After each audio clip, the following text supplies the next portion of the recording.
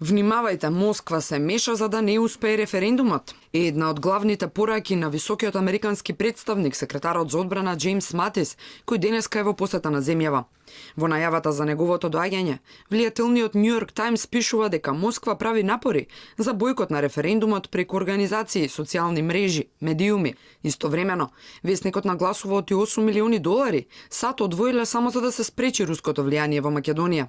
Средствата за борба против руската пропаганда во Македонија беа задржани цела година и допрва треба да бидат ефективно распределени. Изјавил за весникот анонимен извор.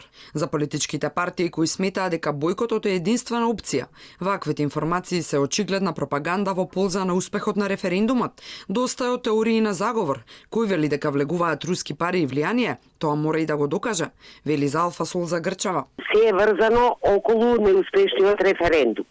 Јасно е дека овој референдум нема да го постигне цензусот и веќе се билда една хистерија, една параноја дека тоа ќе се случи поради некако си руско влијание. Јас се оградувам доколку навистина постојат такви сили, меѓутоа јас за такви дефинитивно не знам. Се измислува непријател, се дефокусира јавноста и сите трчаат да видат кој е сега тоа влијание од другата страна. Од друга страна, споменатите $8 милиони како пари против така наречената руска пропаганда, според неа се само начин како да се испере незаконското внесување на странски фондови во кампањата. Би сакала да знам дали е стварно за безбедноста на Македонија или за поддршка на референдумот, што е противзаконски.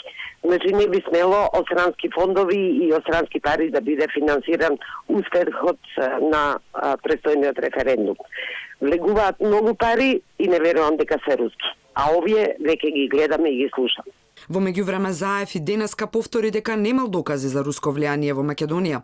Немам јас докази за некое руско влијание овде.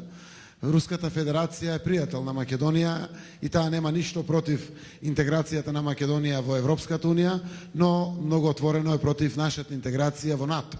Така не размислуваше пред 2 месеци кога рече дека има извештај од истрага со признание дека руски пари влегле во земјава и ги поттикнале комитите да предизвикуваат инциденти на протестите пред собранието. Извештаите што ги добивам, знаете, тие млади момчиња од комити кои нападнаа полицајци беа повикани во полицијата на исказ, на разговор, па споменуваа бизнисмени од Русија давале пари, заради тоа они се тука, они немат ништо против или слично.